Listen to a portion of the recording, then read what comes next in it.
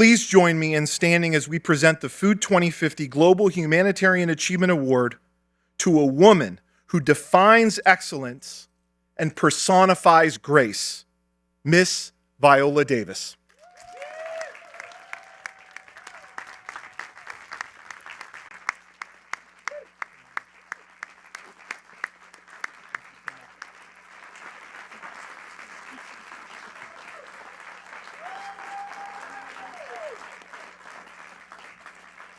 Let me put this down.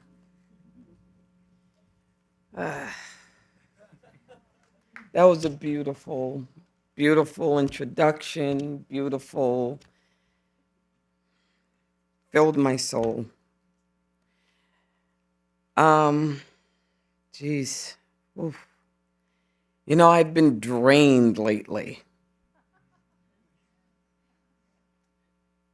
Really drained.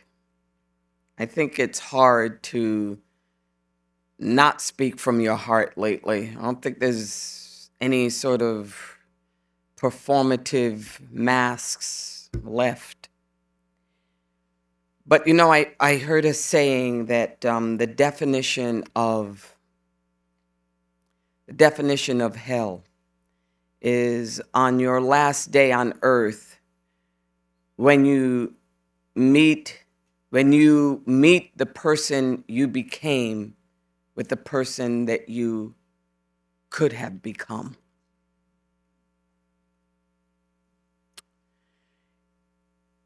I see that with our world. I wanted to become an actress because I wanted to be famous, because I wanted to make money, and I wanted to have a refrigerator that was full of food and a house and a bed that wasn't bought at the Salvation Army. But I realized that becoming an actor was just the cosmic carrot. That was just the thing that set me on the journey. So I go on this unbelievable journey, and who do I meet? Who becomes my hope? But little Viola. She's standing here now. All of her teeth were rotten, but she was great. She was smart. She was a bedwetter, but she was great. And she was always hungry. Every single minute of the day, that's all she thought about. I'll tell you where the hope is. The hope is, in my opinion, is connecting to that story. The two people that you owe the most to, your 6-year-old self and your 80-year-old self.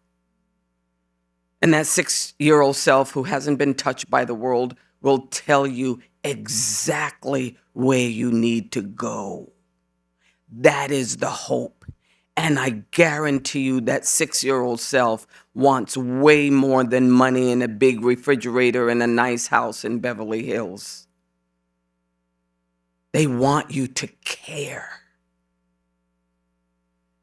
And I will tell you one thing too, is little Viola with rotten teeth, a bedwetter who never felt pretty,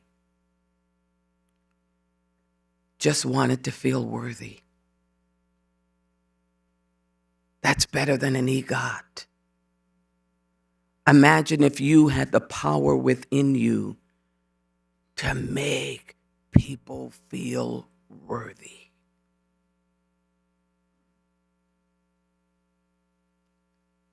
That's my hope.